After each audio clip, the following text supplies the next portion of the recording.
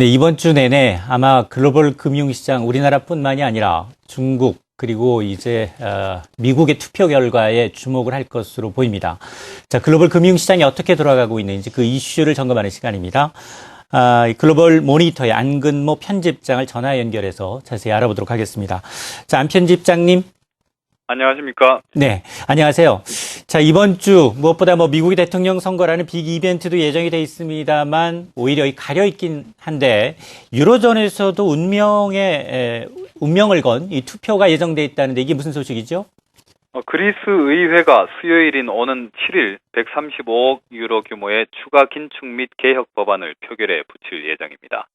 이 법안을 통과시켜야 일요일인 오는 11일에 내년 예산안을 처리할 수 있고요. 이렇게 두 안건을 모두 가결시켜야 315억 유로의 구제금융 정기 지급분을 받을 수 있습니다.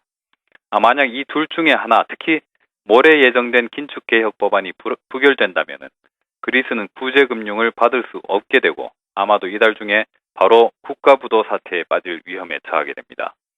그리스 현지에서는 이번 법안이 가결될 것이라고 보는 관측이 우세합니다. 이게 부결되면은 그 후 폭풍이 너무나 심각하기 때문이라는 거죠. 그렇지만 그렇게까지 낙관적이지만은 않다는 게 문제입니다. 그리스 의회는 총 300석으로 구성되어 있습니다. 이 가운데 절대 과반인 176석을 연립정부가 차지하고 있는데 16석을 가진 연정 파트너 민주좌파가 이번 표결에 반대하겠다고 선언을 한 상태입니다. 이렇게 되면은 과반수의 여유가 9석밖에 남지 않습니다. 하지만 또 다른 연정 파트너인 사회당 의원 중 일부가 이탈 조짐을 보이고 있습니다. 현재 관측되는 찬성표 수는 과반의 3표 정도 여유가 있는 154표 정도에 불과합니다. 만약에 이 법안이 부결되면 다음 시나리오는 두 가지뿐입니다. 말씀드린 대로 그리스가 바로 부도를 내고 유로존에서 퇴출되거나 일단 긴급 자금을 수혈받은 뒤에 새 연정을 구성하기 위한 또 한 번의 총선을 치르는 겁니다. 후자가 그나마 나은 시나리오겠지만은 그리스 새 정부가 구성될 때까지 수개월간 전 세계 경제는 다시 혼돈 상태에 빠져들 수밖에 없습니다. 다시 선거를 한다고 해서 긴축에 찬성하는 안정적인 정부가 들어설 거라는 보장도 없고요.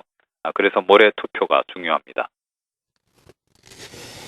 유로존의 문제야. 2번이나 구제금융 받았는데도 강도 높은 구조조정은 정말 피하고 있습니다. 그런 의회가 이번 주에 또다시 투표를 하는군요. 자, 그렇다면 물론 투표 결과에 따라 달라질 수 있겠습니다만 이 트로이카 실사단들, 이 채권단들은 어떤 이 지원책을 지금 강구하고 있는 거죠? 지난 3월에 2차 구제금융을 결정할 당시에 그리스의 국가 채무 비율이 오는 2020년에는 120%로 안정되는 것으로 디자인을 짰습니다. 그런데 그 구도가 이제는 완전히 폐기됐습니다. 지난주에 발표된 그리스 내년 예산안을 보면은 당초 167%로 예상됐던 내년 국가 채무 비율이 189%에 달할 것으로 전망됐습니다.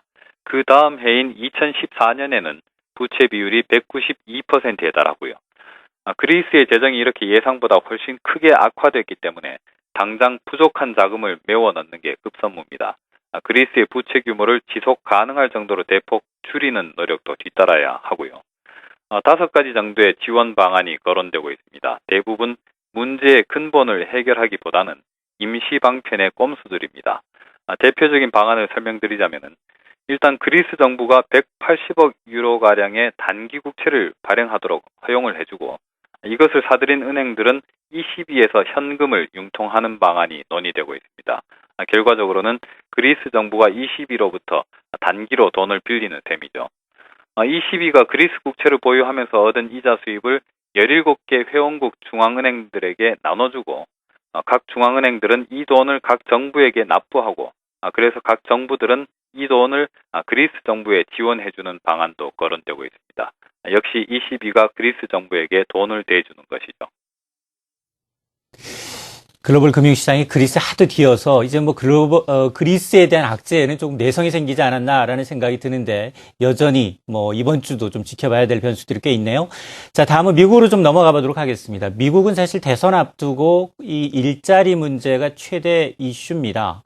지난달 그리고 지지난달 계속 일자리가 실업률이 7%대로 낮아지면서 희비가 좀 엇갈리고 있는데요. 지난 주말에 발표됐던 고용지표도 썩 괜찮았던 것으로 보이죠? 그렇습니다. 세부 내용도 대체로 좋았습니다. 일단 취업자 수가 예상치 12만 5천 명을 대폭 웃도는 17만 1,000명에 달한 점이 서프라이즈였고요. 그 앞에 두 달의 취업자 수도 무려 8만 4천 명 상향 수정됐습니다. 실업률이 0.1%포인트 높아지긴 했지만은 노동시장이 개선돼서 일자리를 구하려는 사람들이 늘어난 결과이기 때문에 경기 회복기에 전형적으로 나타나는 긍정적인 현상으로 볼 수 있습니다. 임시 일용직 근로자 수도 크게 줄어서 이른바 광의의 실업률은 낮아졌습니다. 아쉬운 대목은 평균 임금이 제자리 걸음을 한 점인데 어떻게 보면은 인플레이션 압력이 없고 따라서 연준의 부양책이 계속될 수 있다는 점에서는 긍정적이라고 할 수 있겠습니다. 네, 지금까지 유럽과 그리고 미국의 고용지표 동향까지 자세한 내용 글로벌 금융 이슈 시간이었습니다. 고맙습니다. 감사합니다.